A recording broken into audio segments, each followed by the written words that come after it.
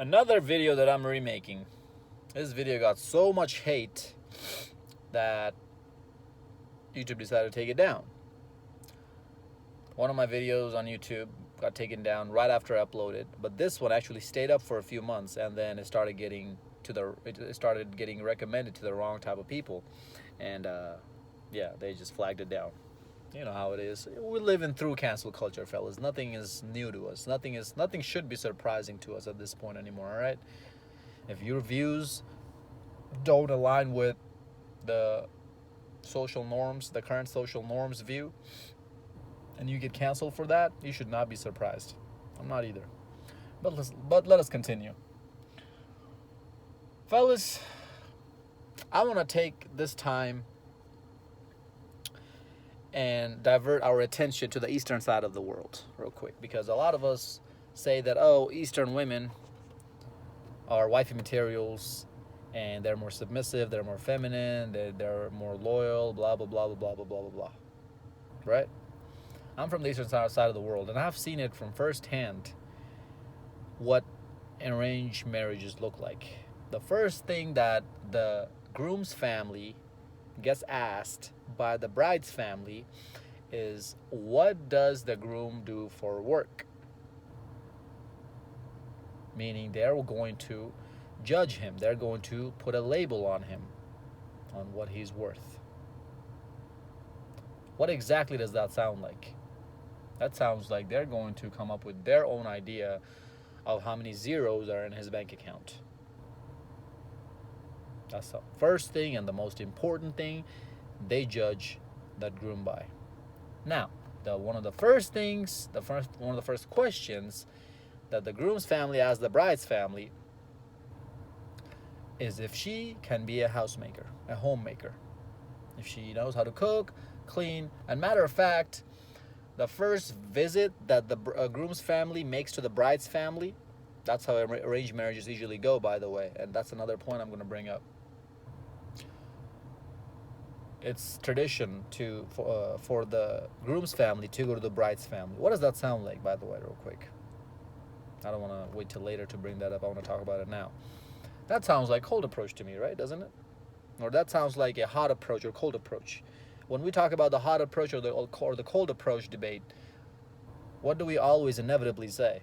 We say that inevitably it's the man's job to walk up to the woman, to initiate the conversation, to make that approach, regardless of if she's giving him choosing signals or not.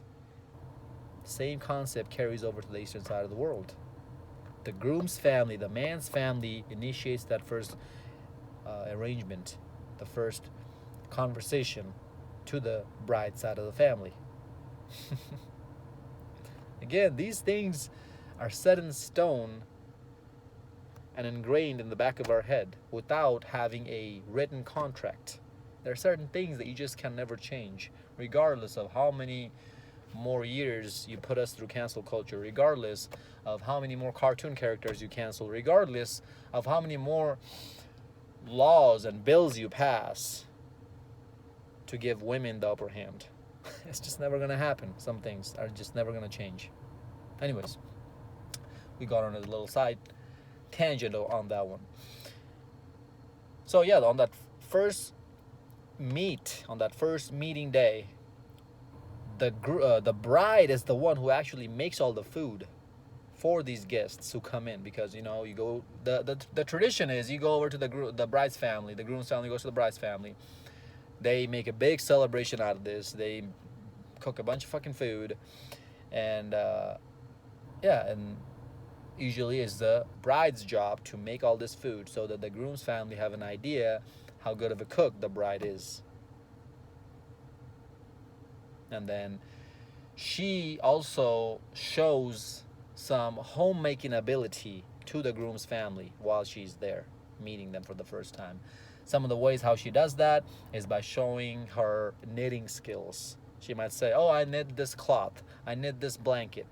She might show some of her painting artwork. A lot of stay-at-home moms or stay-at-home women spend a lot of their time on painting or drawing things. All right, they might even know how to sing. A lot of this time, these stay-at-home chicks learn how to sing, learn how to play an instrument, right? Her talent, per se. These questions are not being asked to the groom's family. These questions are being asked only to the bride's family. And the bride is the only one who's showing all these side abilities for her to do. The main ability for the groom to do was just for his ability to show if he can provide or not. And the main thing for the main thing for the bride's family is to show that the bride can be a good mother, can take care of the children. Because if she can do all these homemaker chores, that means she has it in her to multitask and actually raise a few children while doing the rest of the housework. Because that's what's required if you're trying to be a homemaker, right?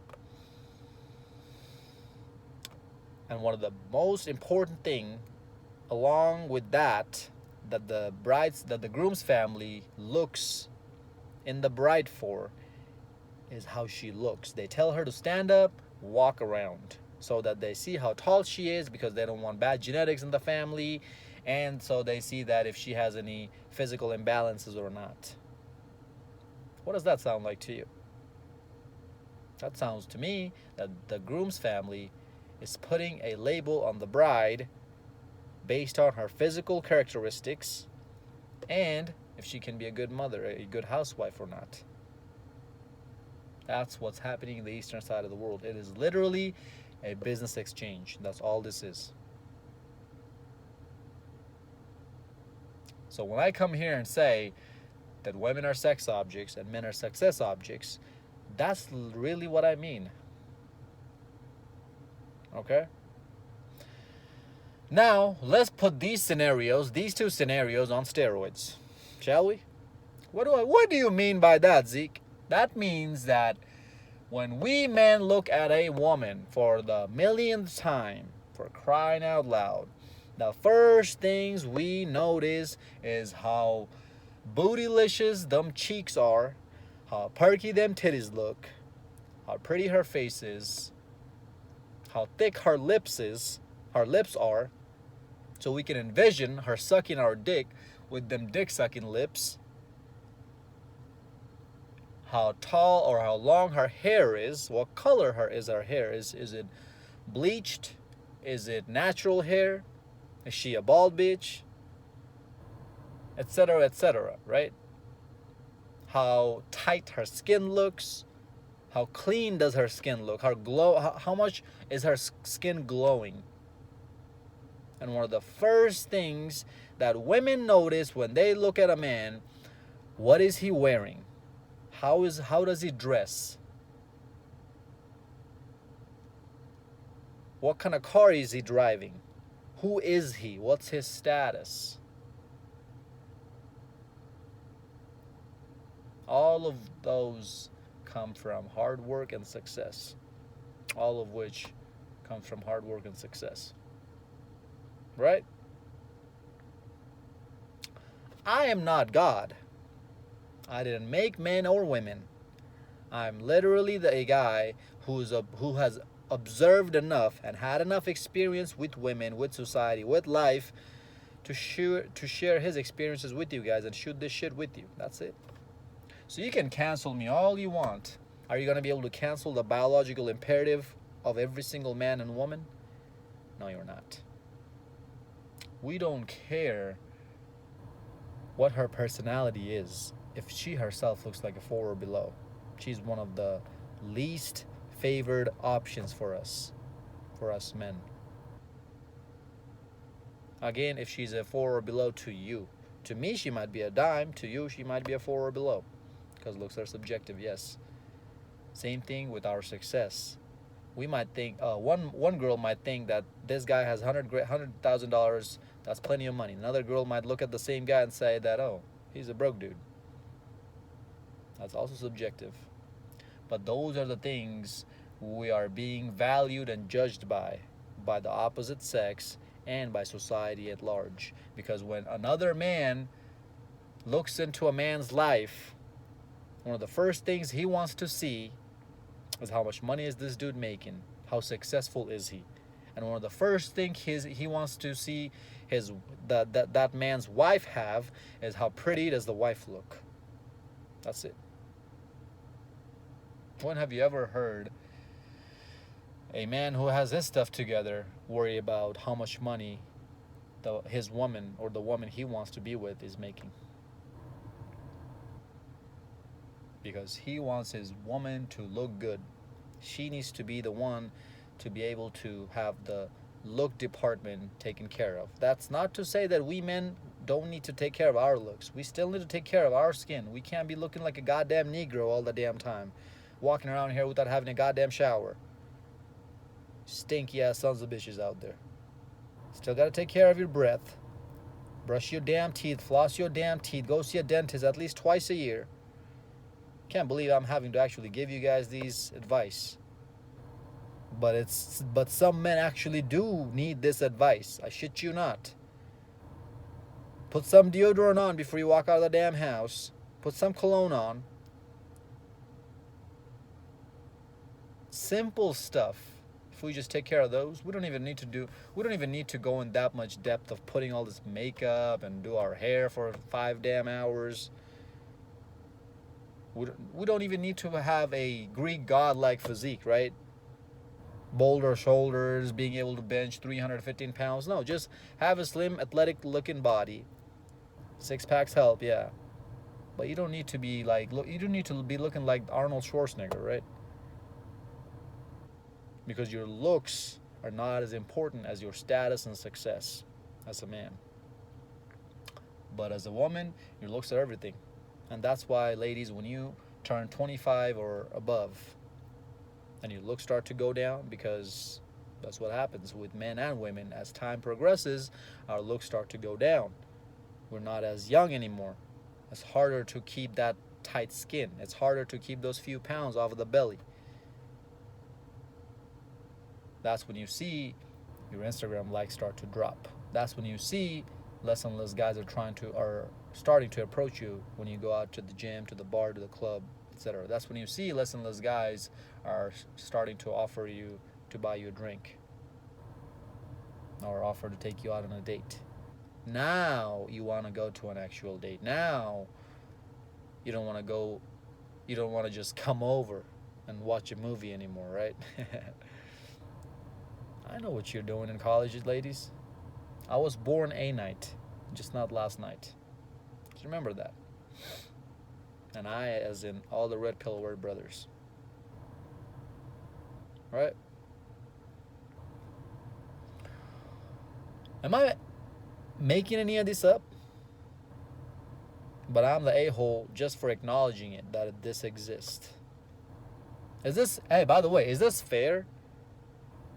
Some of you guys might say, oh, this is not fair that women find men because women find men attractive because of how much success they have, and men find women attractive based on how good she looks. That's not fair. I'm not saying if it's fair or unfair, any of that. No, but if you really ask me my opinion, no, it's not fair at all. But is life fair? Is nature fair? If nature was fair, would then nature put big ass mammals, tigers, lions, and other dangerous snakes and insects and all sorts of other dangerous animals in the same planet as us? What's nature telling us by doing so? It's telling us that this is the survival of the fittest. And that's how we survived as a human race, as a human species. As a species, right? For hundreds of thousands of years, that's how we survive, by the survival of the fittest. Now that we have built a society where it's somewhat stable, we don't have as many wars, and we don't have lions and tigers and elephants running around in the wild trying to kill us. Now we want to switch that system around and give women the power and make everybody feel good about themselves just because they exist.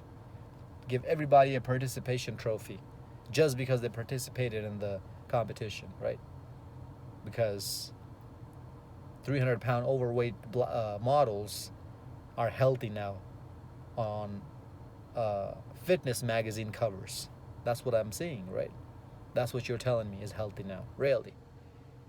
And you have the audacity to come in here and tell me that I don't know what healthy should or shouldn't be. Okay, yeah, you weigh 250 pounds and you're a 5'4", 5'5", or let's say you weigh 180 pounds and a 5'4", 5'5" woman. Okay, maybe I don't know that you need to be exactly at 127 pounds, right? Maybe I don't know that exact number where you need to be based on your body type, but I can give you a pretty goddamn close range to where you should fall in, which should be from 115 to 128 pounds. You should fall somewhere in that range as a 5'4" woman.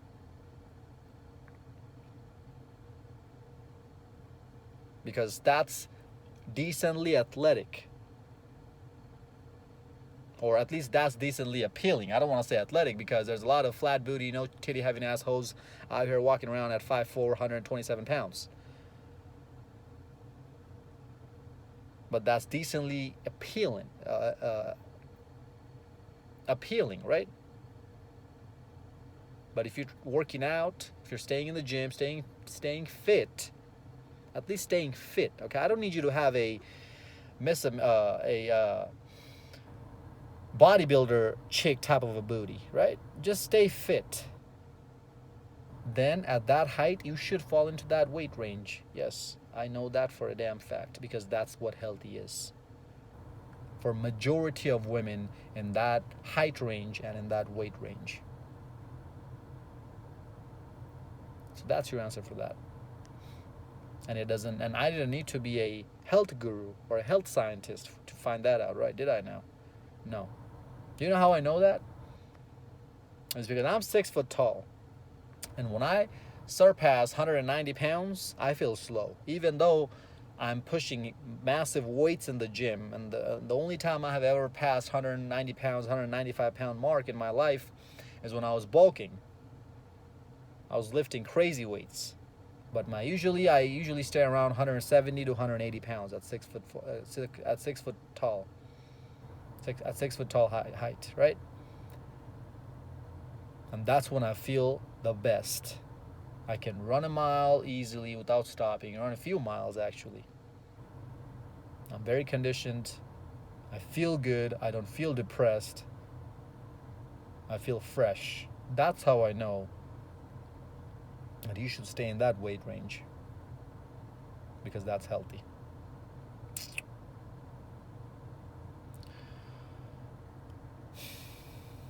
Again, we honestly don't care, ladies, how much money you make, what type of college degree you have, etc., etc., etc.